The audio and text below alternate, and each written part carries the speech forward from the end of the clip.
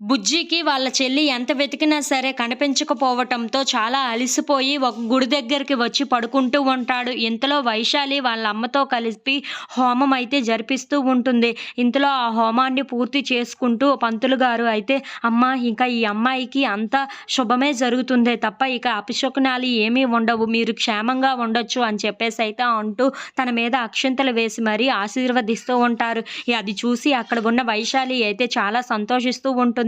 ఇంతలో అక్కడ ఉన్న పంతులు గారు మాత్రం, "హోమం అయితే చాలా శుభంగా జరిగింది. ఇక అన్నీ మీకు మంచే జరగాలని కోరుకుంటున్నాను ఆ దేవుడి దయ వలన" అని చెప్పేసి అయితే ఆ వైశాలిని ఆశీర్వదించి అక్కడి నుండి వెళ్ళిపోతూ ఉంటారు. ఇంతలో అక్కడ ఉన్న వైశాలి వాళ్ళ అమ్మ అయితే, "నీ కోసం అని చెప్పి అన్నదానం కోసం డబ్బులు ఇచ్చి వస్తాను. నువ్వు ఇక్కడే ఉండు వైశాలి" అని చెప్పేసి అయితే వైశాలిని అక్కడ ఉంచి వాళ్ళ అమ్మ అక్కడి నుండి వెళ్ళిపోతూ ఉంటుంది. ఇంతలో వైశాలి వాళ్ళ ఫ్రెండ్స్‌తో కలిపి అలా మాట్లాడుకుంటూ ఉంటుంది. ఇంతలో తన తన గౌన్ అయితే వెళ్ళి హోమంలో పడుతూ ఉంటుంది. అది చూసి అక్కడ ఉన్న వాళ్ళ ఫ్రెండ్స్ అయితే, "వైశాలి, నీకు ఏం జరుగుతుందో అర్థం కావటం లేదా? చూడు, హోమంలో నీ గౌన్ పడిపోయింది, కాలిపోతుంది" అని చెప్పేసి అయితే చాలా భయపడిపోతూ ఉంటారు. ఇంతలో అక్కడ ఉన్న వైశాలి అయితే, "అయ్యయ్యో, కాపాడండి, కాపాడండి" అని చెప్పేసి అయితే చాలా గట్టిగా అరుస్తూ ఉంటుంది. ఆ మాటలు వినగానే అక్కడ ఉన్న బుజ్జి అయితే ఒక్కసారిగా తులుక్కన లెగుస్తూ ఉంటాడు. ఇంతలో అక్కడ ఉన్న వైశాలి మాత్రం, "నన్ను కాపాడండి, ఎవరైనా కాపాడండి" అని చెప్పేసి అయితే ఆ మంటలతో